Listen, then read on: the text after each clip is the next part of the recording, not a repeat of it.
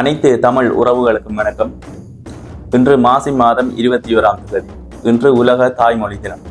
தாய்மொழிகளுக்கெல்லாம் தாய்மொழியான தமிழ் மொழியில் நாம் பேசிக்கொண்டிருப்பதை நினைத்து நாம் பெருமைப்பட வேண்டும். மனிதன் பல வகையான விடயங்களை கண்டுபிடிச்சிருக்கார். உதாரணமாக சக்கரத்தை குறிப்பிடலாம். சக்கரம் இல்லைன்னா நம்ம ஒரு இடத்திலிருந்து இன்னொரு இடத்துக்கு பிரயாணம் பண்றதுக்கு நம்ம கடினமாக காணப்படும்.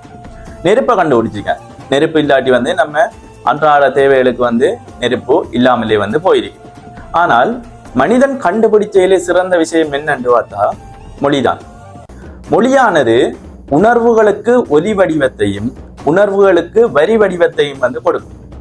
அதில் நம் தாய்மொழி தமிழானது இன்னும் சிறப்பு வாய்ந்த ஒன்று. இந்த தமிழ் மொழியில் உள்ள 3 எழுத்துக்களும் வல்லினம், மெல்லினம், இடையினம் போன்றதுக்குள்ள உள்வாங்கி காணப்படுகின்றது. தானா வல்லினம், மீனா மெல்லினம், இல்லன்னா இடையினமாக காணப்படுகின்றது. இப்பேற்பட்ட பெருமைக்குரியது நம் தாய்மொழியான தமிழ் மொழி. மொழியானது பிறருக்கு ஒரு ஊடக கருவியாக காணப்படலாம், ஒரு தகவலை பரிமாறிக்கொள்ளும் கருவியாக காணப்படலாம். ஆனால் தமிழர்களுக்கு அவ்வாறு இல்லை. அதற்காகத்தான் தமிழுக்கு அமுதென்று பேர், அந்த தமிழ் இன்பத்தமிழ் எங்கள் உயிருக்கு நேர் என்று குறிப்பிட்டிருக்காங்க. இன்றைய தாய்மொழி தினத்தில் மட்டுமல்லாது தொடர்ச்சியாக தமிழர்களின் பெருமையையும் தமிழ் மொழியின் பெருமைகளையும் அடுத்த சந்ததிக்கு கடத்த வேண்டியது நம் அனைவரினதும் ஒரு கடமையாக காணப்படுகின்றது.